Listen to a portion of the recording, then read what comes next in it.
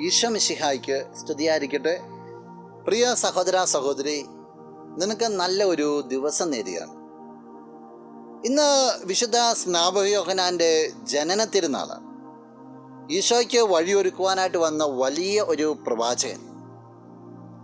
സ്നാപക യോഹന്നാൻ്റെ ജനനത്തിന് ശേഷമുള്ള വളർച്ചയെക്കുറിച്ച് തിരുവചനം ഇപ്രകാരമാണ് പറയുക. വിശുദ്ധ ലൂക്കാ അറിയിച്ച സുവിശേഷം 1-ാം അധ്യായം 80-ാം തിരുവചനം.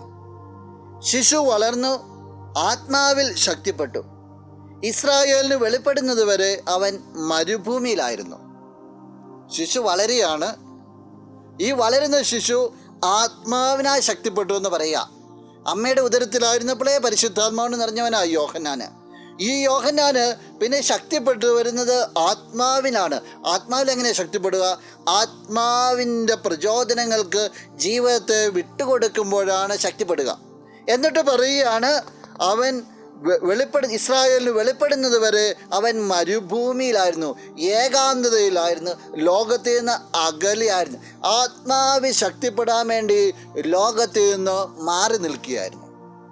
പ്രിയ സഹോദര സഹോദരി, നിന്റെ ജീവിതം ക്രിസ്തീയമായ രീതിയിലാകണമെങ്കിൽ, ക്രിസ്തുവിൽ നീ വളരണമെങ്കിൽ, നീ ആത്മാവിൽ ശക്തപ്പെടണം.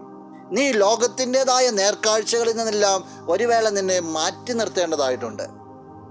ലോകവും ദൈവവും ഒരേപോലെ കൊണ്ടുപോകാനായിട്ട് നിനക്ക് സാധിക്കത്തില്ല.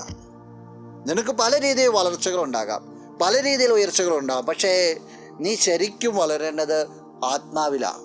അതിന് നിനക്ക് സാധിക്കട്ടെ. നമുക്ക് പ്രാർത്ഥിക്കാം. കണ്ണുകളടച്ച് ഒന്ന് കരങ്ങൾ കൂപ്പാം.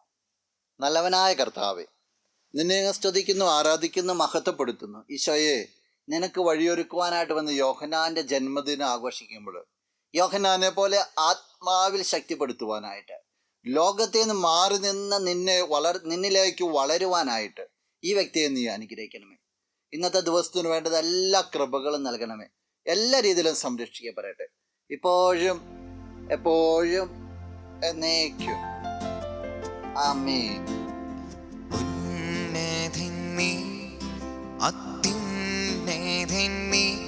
അങ്ങേ പോലൊരു ദൈവമില്ല,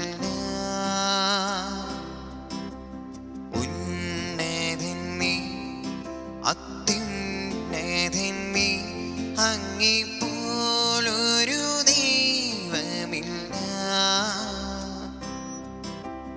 അത്ഭുതവാൻ, അതിശയവാൻ, നീ മാത്രമേ ദൈവം.